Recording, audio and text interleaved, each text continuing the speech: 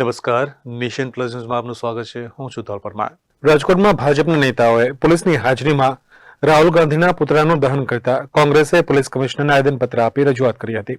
ગુજરાત પ્રદેશ કોંગ્રેસના મહામંત્રી મહેશ રાજપૂતે શહેર પોલીસ કમિશનરને આપેલ આવેદનપત્રમાં જણાવ્યું હતું કે શહેર ભાજપ બક્ષીપંચ મોરચા દ્વારા તારીખ 9ના રોજ કિશાનપરા ચોકમાં ટ્રાફિક જામ કરીને શહેર પોલીસની હાજરીમાં જ કોંગ્રેસના નેતા રાહુલ ગાંધીના પુતળાનું દહન કર્યું હતું.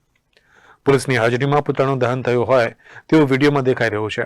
તેમજ ભાજપના પ્રથમ હરોળના પ્રમુખ સહિતના નેતાઓની પાછળ પોલીસની ગાડી હોય તેવું સ્પષ્ટ દેખાઈ રહ્યું છે.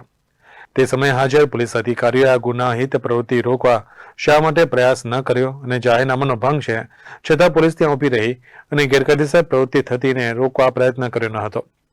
વધુમાં ઉમેર્યું હતું કે ત્યાં હાજર ભાજપના તમામ નેતાઓ અને ફરજ પરના કર્મચારીઓ સામે પગલાં લેવા માંગ કરી હતી. તેમાં શહેર પોલીસ ભાજપ સિવાય અન્ય કોઈ રાજકીય પાર્ટીને શાંતિપૂર્વક વિરોધ કે ધરણા માટે મંજૂરી માંગે તો તેઓએ મંજૂરી પણ આપતા નથી. ત્યારે પોલીસ ભાજપના કાર્યક્રમમાં હાજર હોવા છતાં કાર્યક્રમને રોક્યો નથી. Dhaval Kundaliya, nation plus news, Rajkot. સમાચારોના સતત અપડેટ માટે નેશન પ્લસ ન્યૂઝના યુટ્યુબ ચેનલને સબસ્ક્રાઇબ કરો, બેલ આઇકન દબાવો અને ફોલો કરો ઇન્સ્ટાગ્રામ, ફેસબુક અને ટ્વિટર પર.